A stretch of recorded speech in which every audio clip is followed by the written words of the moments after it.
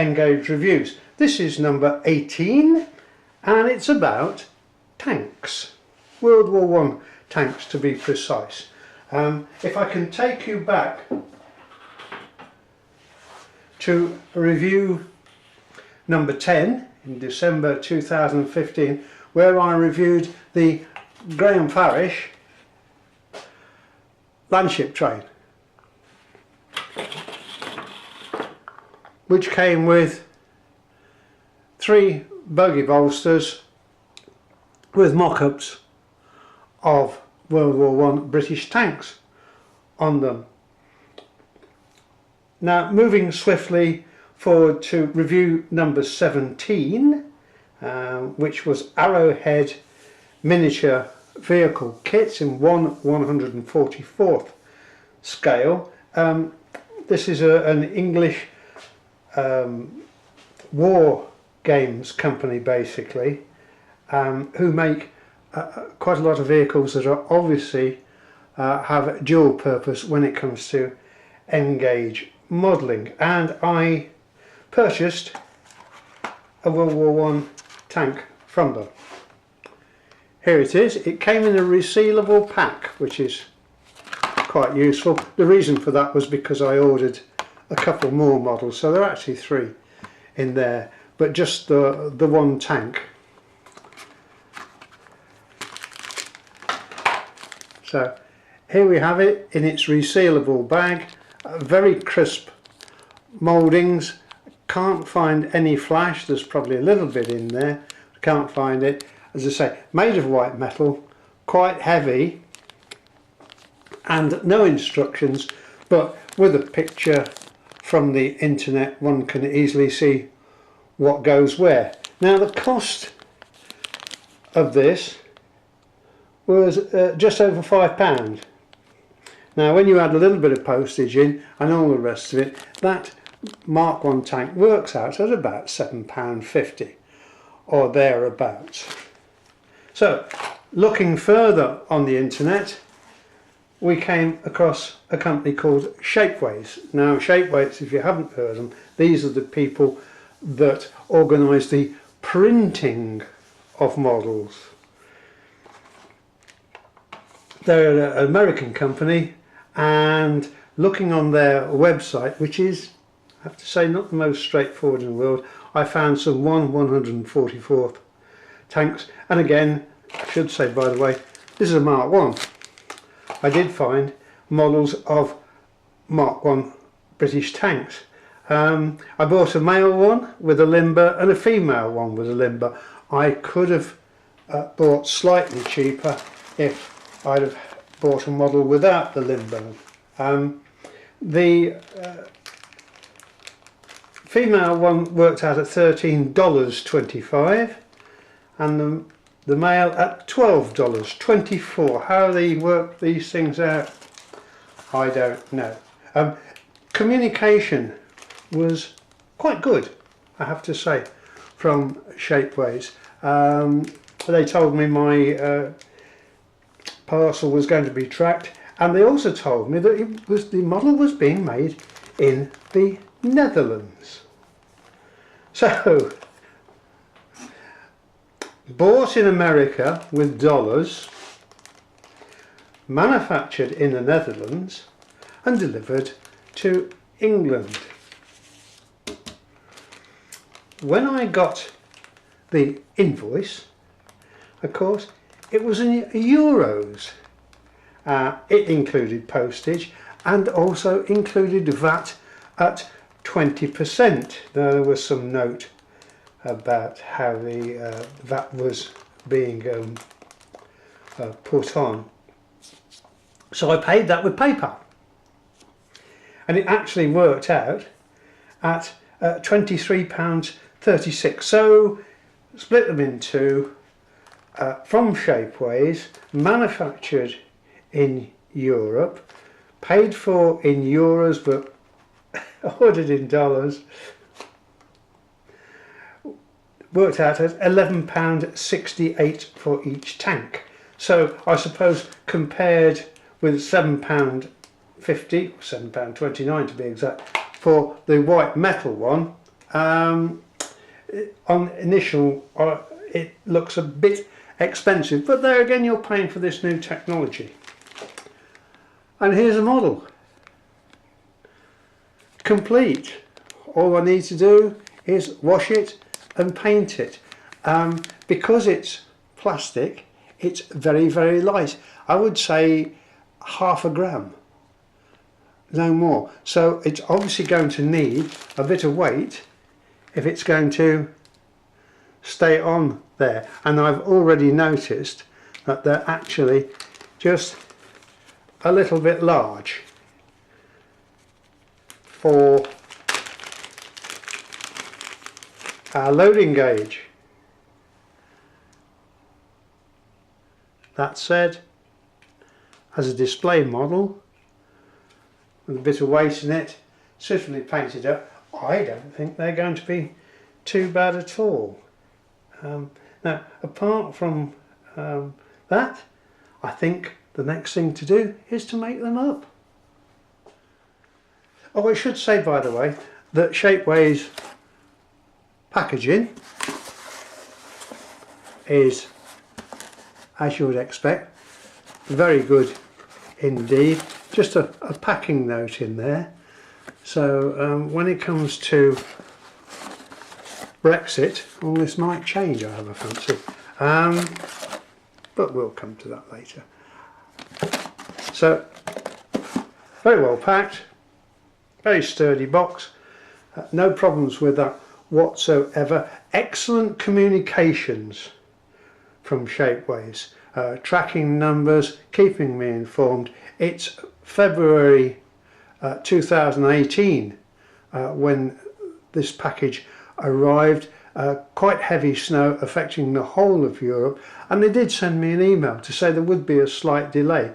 The delay turned out to be 1 day, and it was delivered on the day they told me, on time. So excellent communications, and obviously quite an integrated company that we're dealing with here. Scale. Now, I'm not going to open a can of worms by quoting the difference between N-gauge or 144, 12mm, 9mm and all the rest of it, because we could be here forever. Suffice is to say that when we look at the models, the Shapeways item and the Arrowhead are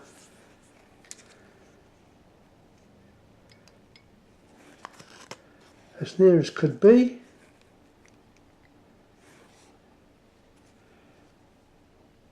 very similar in size. When it comes to comparison with the Farish mock-up, well, obviously a few liberties have been possibly taken there by Farish to get the tank to sit on the bogey bolster without giving any problems. And as you know, there are 4 little lugs underneath to actually secure the load. But we're not so much interested in that as in these.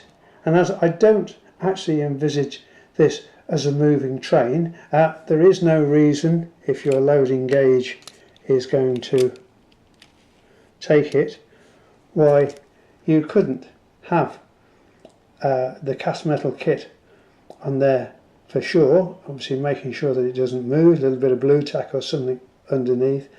And when it comes to Shapeways, I think that needs to be weighted and then secured. But having said that, because we've got the limber, we've got that extra bit of longitudinal, is that the right word to use? Stability? But you know what I mean. To keep the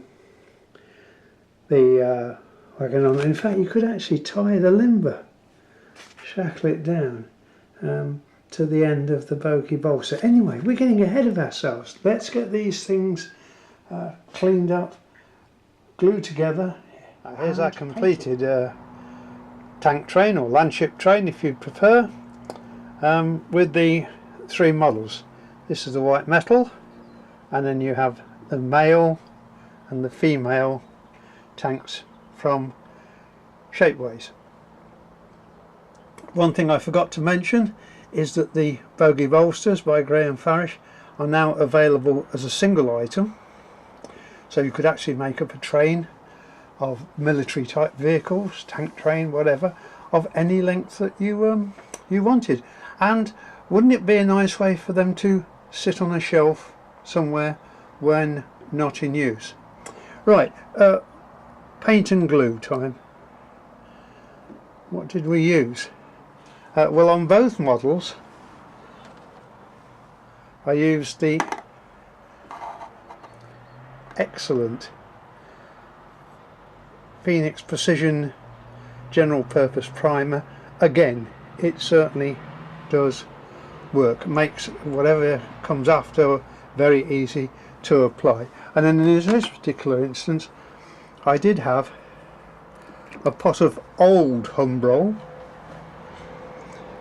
and it's matte olive drab. Whether that's historically correct or not, I don't know, but it seems to sort of fit the bill from the pictures that I've seen.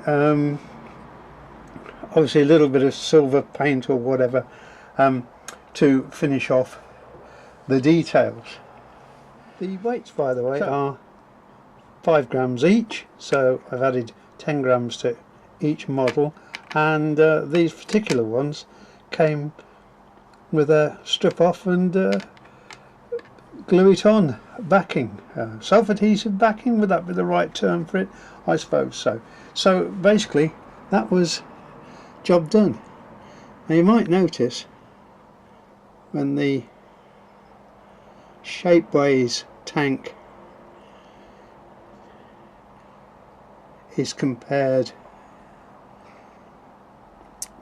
with the Arrowhead tank that it does actually lack some of the detail, and in fact I haven't finished off some of the extra strips on the Arrowhead model because that was a bit of white metal too far. It would have necessitated bending and snipping, and well, we're not up to that at the moment. Anyway, that said, I would say that the detail on the Shapeways was good. I would say that the detail on the Arrowhead was excellent. But there again, if you were new to model making and you wanted to get something going quickly, then Shapeways is the way to do it, most obviously. If you're, say, a more experienced modeler or somebody who likes making models up, then Arrowhead, I would say, is the one for you. They both have their place. They're both reasonably priced, very good value, I think that the tank from Arrowhead is. So nothing more to say really. Oh yes, there is. Glue. I was after a decent rapid setting glue to put this model together, and those nice folk at the Model Railway shop in Lincoln recommended Rocket Rapid. The man said, be careful with this, it sets within 5 or 10 seconds.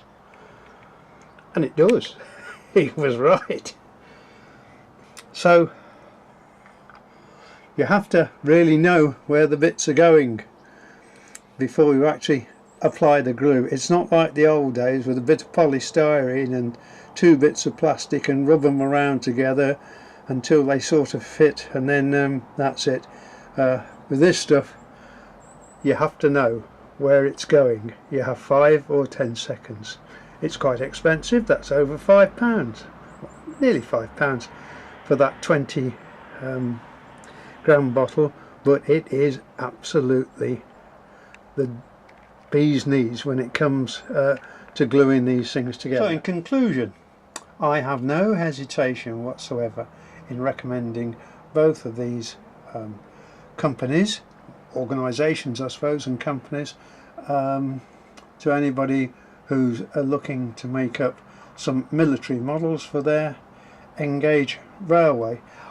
One point about Shapeways, some of the when you go on the site, some of their earlier stuff is a bit variable in quality. I was going to make up some of their American lorries, army lorries, until I realised that they looked just a little like a Tonka toy. They were a bit too high for the something not quite right about them. And again, this is an occasion where you can also buy an American lorry from Arrowhead, so no prizes for guessing what I did. Happy modelling, folks. That's all for now.